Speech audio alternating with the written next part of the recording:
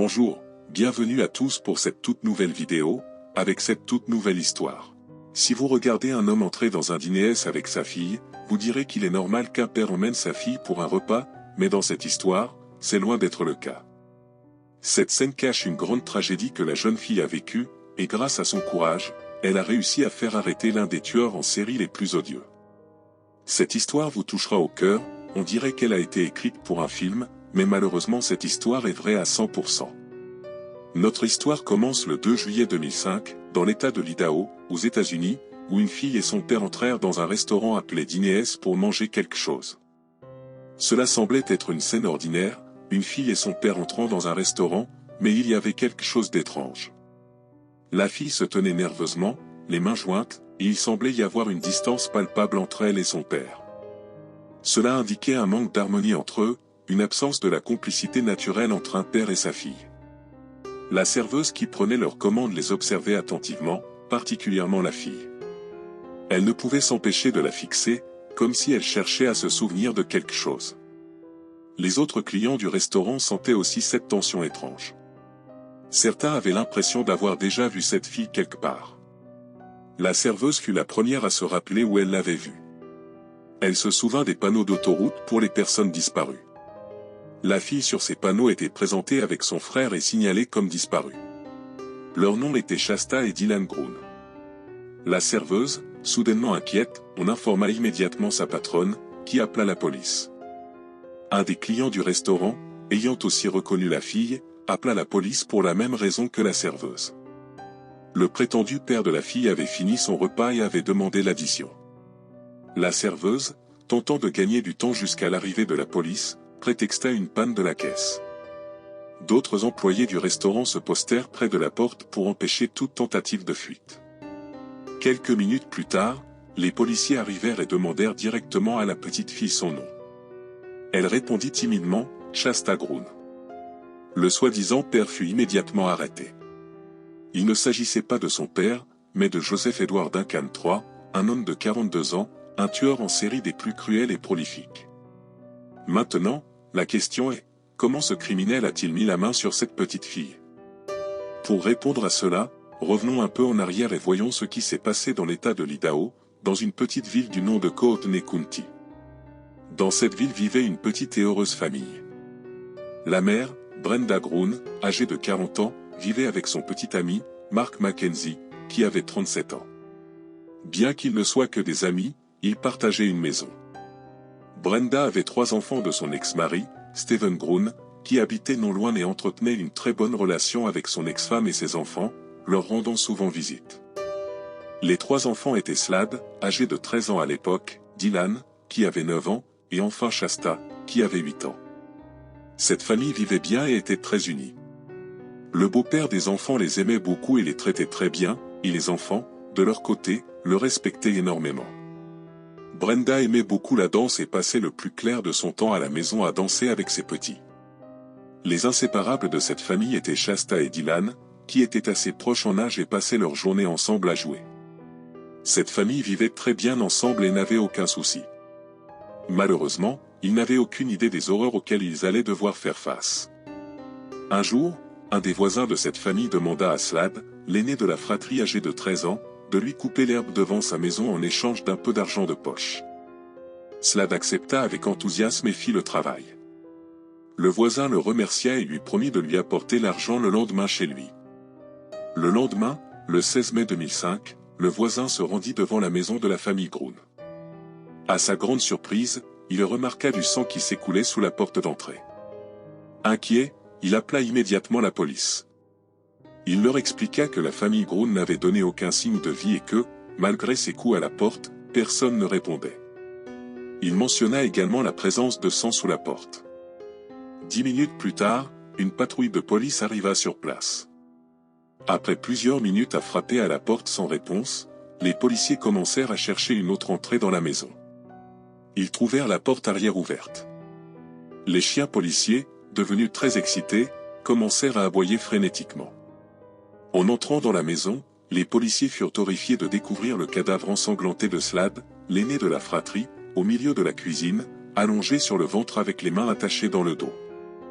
En fouillant davantage, ils trouvèrent le corps de Brenda, la mère, dans la même position que son fils. Enfin, au milieu du salon, ils découvrirent Mark, également attaché et ensanglanté. Malgré leurs recherches minutieuses, ils ne trouvèrent personne d'autre dans la maison. Leur fouille révéla également que rien n'avait été volé, ce qui prouvait que le vol n'était pas le motif de cette agression, mais bien le meurtre. La famille Grun était composée de 5 personnes, la mère, son compagnon et ses 3 enfants. Mais les policiers ne retrouvèrent que les corps de 3 personnes, la mère, son compagnon et son fils aîné. Alors, où étaient les autres enfants, Shasta et Dylan? La police commença son enquête en supposant que les enfants pourraient être chez leur père ou chez des amis de leur mère. Le voisin qui avait découvert le sang et prévenu la police les avait informés que les enfants avaient l'habitude de passer du temps chez leur père ou chez des amis de leur mère. Les policiers contactèrent donc le père des enfants pour le questionner, mais il ne savait rien. Ils durent probablement lui annoncer la chose la plus horrible qu'il ait jamais entendue, son ex-femme, son petit ami et son fils aîné avaient été retrouvés tués, et ses 2 plus jeunes enfants étaient portés disparus. Les policiers lui demandèrent s'il avait une idée d'un endroit où ils pourraient être, peut-être que leur mère les avait déposés chez des amis, ou peut-être qu'ils s'étaient enfuis tous les 2. Au début, le père était choqué et ne put rien répondre. Après un moment, il informa les policiers que la nuit précédant le drame, tous les enfants et leur mère étaient chez eux dans leur maison. La police lança alors une campagne à grande échelle pour retrouver les 2 enfants, Shasta, âgé de 8 ans, et Dylan, âgé de 9 ans. Pendant 2 mois, les policiers firent tout leur possible, des recherches sur le terrain, des panneaux et affiches avec leurs noms partout dans les rues, routes et autoroutes, des dizaines d'interrogatoires, et ils offrirent même une énorme récompense pour toute information susceptible de les retrouver. Leur père, Steve, fit également tout son possible, cherchant jour et nuit sans relâche ses enfants, mais sans aucun résultat. Les enfants semblaient avoir disparu de la surface de la Terre. 2 mois passèrent, et nous arrivâmes finalement au 2 juillet 2005. La police reçut un appel très important d'un restaurant appelé Dinees. C'est là que les événements que je vous ai racontés au début se produisirent. Les policiers arrivèrent sur les lieux et récupérèrent la petite fille après avoir confirmé son identité. Après avoir arrêté le kidnappeur, ils l'emmenèrent directement à l'hôpital, car sa condition physique et mentale, comme vous pouvez l'imaginer, n'était pas glorieuse. Le père, Steve, fut informé immédiatement et, même pas 5 minutes plus tard, il était auprès de sa fille à l'hôpital. Les policiers, qui avaient retrouvé la fille, se posaient des questions sur son frère Dylan, qui était toujours porté disparu. Comme je vous l'ai déjà précisé, sur les 5 membres de la famille, seule la mère, le petit ami de la mère et le fils aîné avaient été retrouvés morts dans la maison, et les 2 plus jeunes avaient disparu. Maintenant que Shasta avait été retrouvée vivante avec cette personne, où était son frère, Dylan? La seule personne qui pouvait éclairer les policiers sur Dylan était bien sûr sa sœur Shasta. Les enquêteurs la rejoignirent à l'hôpital et lui demandèrent de leur raconter tout ce qui s'était passé depuis cet horrible incident jusqu'à cette date. Ils lui dirent qu'ils savaient que cette expérience devait être horrible, mais que pour sauver son frère, il devait poser ses questions. À ce moment-là, la jeune fille commença à leur raconter son histoire terrifiante. Cette nuit-là, le 15 mai 2005, où le crime a eu lieu, Shasta dormait dans son lit. Sa mère la réveilla, effrayée, lui disant qu'un intrus était dans la maison et qu'il devait fuir. En sortant de la chambre, elles se trouvèrent face à Joseph Edward Duncan III, l'homme avec qui elle serait plus tard au Dinees. Il les attendait avec un marteau à la main. Il commença par frapper la mère et la traîna dans le salon pour lui attacher les mains dans le dos. Dans le salon, le petit ami de la mère et le fils aîné étaient également présents, les mains attachées dans le dos. Ensuite, Joseph attacha les 2 plus jeunes enfants et commença à s'en prendre violemment aux 3 autres avec son marteau. Pendant plusieurs minutes, il les frappa sur la tête, devant les yeux terrorisés de Shasta et Dylan qui attendaient leur tour dans la terreur, mais Joseph avait d'autres desseins encore plus terribles pour eux. Après avoir terminé, il prit les 2 enfants et les fit sortir de la maison par la porte arrière, les jetant dans le jardin. Il les menaça de son marteau ensanglanté s'ils faisaient du bruit. Terrifiés, les enfants restèrent muets, pleurant en silence. Joseph retourna dans la maison en entendant du bruit et découvrit le fils aîné tentant désespérément de fuir. Sans pitié, il le frappa à nouveau jusqu'à ce qu'il soit totalement mort. Joseph sortit ensuite de la maison, couvert de sang. Il jeta les deux enfants dans sa voiture et commença à rouler sur des routes désertes et à travers des forêts, jusqu'à arriver à un terrain vague complètement isolé où se trouvait une cabane solitaire. C'est dans cette cabane qu'il commença la torture de ces deux jeunes âmes. Shasta raconta les événements terrifiants qui se sont déroulés dans la cabane. Elle explique que Joseph les frappait de manière monstrueuse, surtout Dylan. Chaque jour, il les maltraitait, et plus Shasta pleurait, plus il frappait fort. Parfois, il emmenait Dylan dehors, laissant Shasta attachée dans la cabane, terrifiée à l'idée que ce soit la dernière fois qu'elle verrait son frère. Heureusement, Dylan revenait à chaque fois, mais dans un état critique, marqué par les coups. Joseph montrait même à Shasta des vidéos qu'il avait filmées pendant qu'il frappait et torturait Dylan, en lui répétant de regarder ce qu'il avait fait à son frère. Il disait des choses terribles pendant qu'il les maltraitait, ajoutant à leur terreur. Joseph était imprévisible, alternant entre pleurs, cris et chants sinistres pendant qu'il torturait Dylan. Parfois, il consolait l'enfant en lui affirmant qu'il le ramènerait à l'hôpital après, mais Shasta savait au fond d'elle que cet homme était un véritable monstre et qu'il ne les laisserait jamais partir vivants. En plus de la violence physique, Joseph torturait aussi les enfants psychologiquement. Il prenait souvent le marteau qui avait pris la vie de leurs proches et leur rappelait cette nuit sanglante, ainsi que d'autres crimes qu'il avait commis.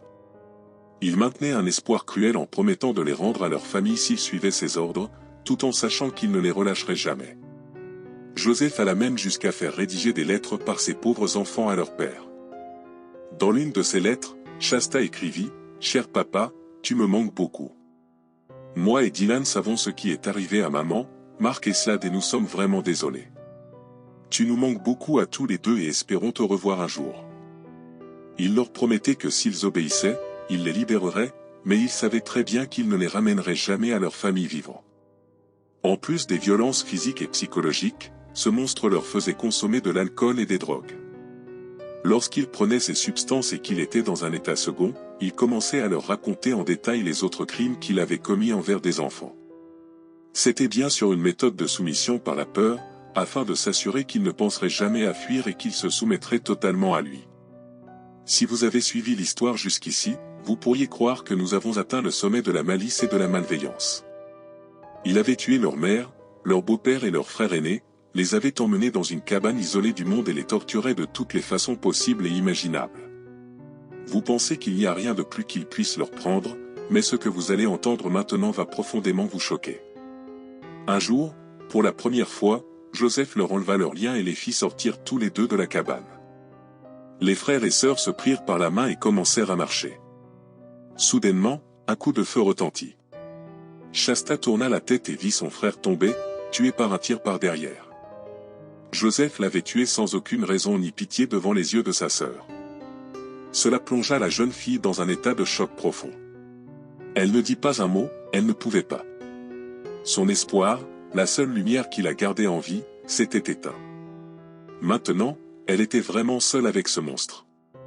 Joseph prit le cadavre de l'enfant et l'incinéra, puis il prit Shasta et déménagea vers une autre cabane tout aussi isolée. Shasta fut frappée de mutisme et ne prononça pas un mot pendant une semaine entière.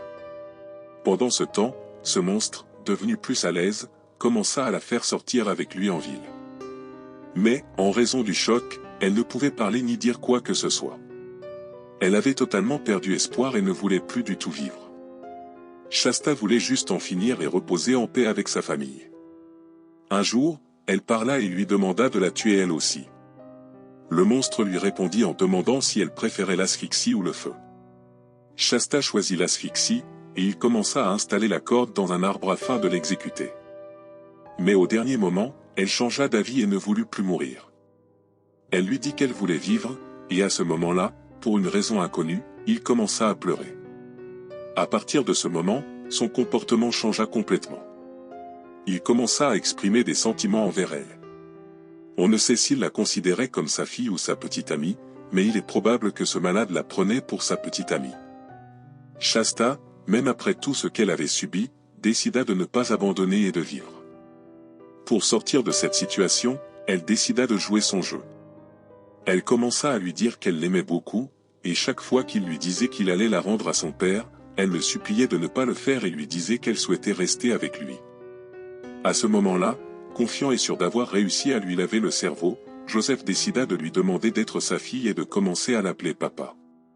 Sans trop y réfléchir, elle répondit « D'accord, papa, ce serait un honneur d'être ta fille. » Il lui dit ensuite que maintenant qu'elle était sa fille, elle devait rencontrer sa mère. Shasta était très heureuse, voyant là sa chance de se sauver de cet enfer. Lorsqu'ils montèrent dans la voiture, elle lui fit une demande. Elle lui demanda de l'emmener à l'endroit où elle avait grandi, afin de lui montrer son école, les maisons de ses amis et les endroits où elle aimait jouer, afin de se rapprocher tous les deux. Joseph accepta avec joie, croyant avoir complètement pris le contrôle sur elle. Il n'avait aucune idée que son plan était d'aller dans une ville où elle aurait beaucoup de chances d'être reconnue par quelqu'un afin d'être secourue. Leur premier arrêt dans la ville natale de Shasta fut une station d'essence où il y avait un supermarché. La jeune fille agissait normalement, comme si de rien n'était, mais en même temps, elle cherchait désespérément un visage familier et un contact visuel avec quelqu'un pour lui faire comprendre qu'elle avait été kidnappée. Malheureusement, personne dans ce supermarché ne prêta attention à elle. Après cela, Joseph lui demanda si elle avait faim. Elle répondit que oui et qu'elle souhaitait aller dans un restaurant sympa sur la route, très connu. Il l'y emmena, et il était tellement heureux qu'il ne remarqua même pas les affiches des personnes disparues visibles partout dans cette ville et à la porte de ce restaurant, avec les photos de Shasta et de son frère Dylan. Une fois à l'intérieur, ils commencèrent à faire le tour des tables avant de s'asseoir pour manger. Pendant qu'ils tournaient, un homme regarda intensément Shasta, croyant l'avoir reconnue. Shasta remarqua cela et répondit avec un signe de tête pour confirmer. L'homme appela la serveuse et lui fit remarquer discrètement la fille et la photo des personnes disparues. La serveuse alla voir sa collègue qui avait pris en charge la commande de la table en question, et elle confirma que c'était bien elle. Elles avertirent leur patronne, et c'est ainsi que le diable qu'était Joseph Edward Duncan III fut attrapé. Il avait 43 ans lorsqu'il avait commis tous ces actes. Voici l'histoire que Shasta raconta aux enquêteurs lorsqu'elle fut secourue.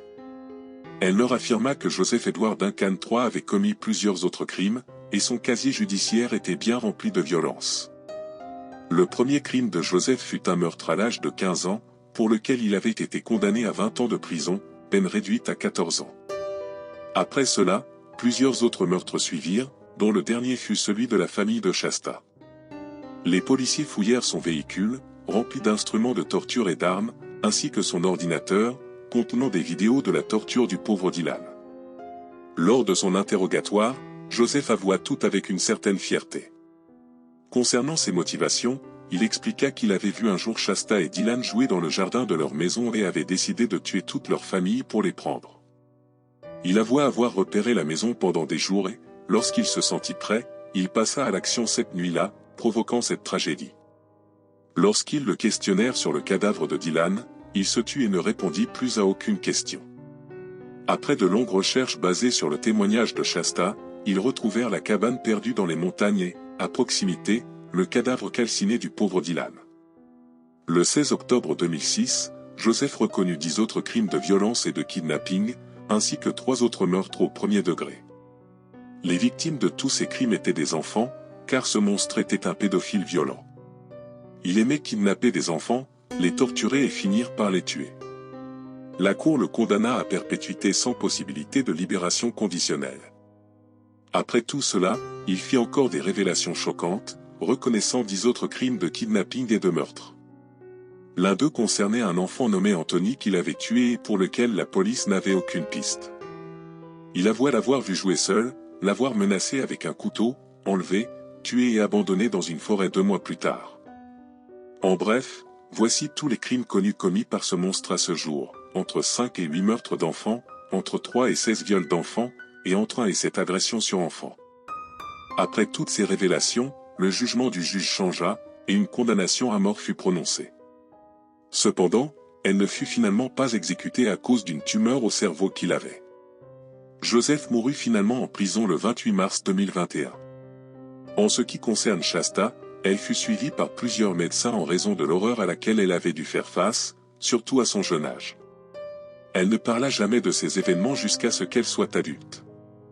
Elle fit plusieurs interviews où elle raconta toute son expérience, rappelant à chaque fois que ses souvenirs étaient extrêmement douloureux et très présents, comme si cette tragédie était figée dans le temps, impossible à oublier.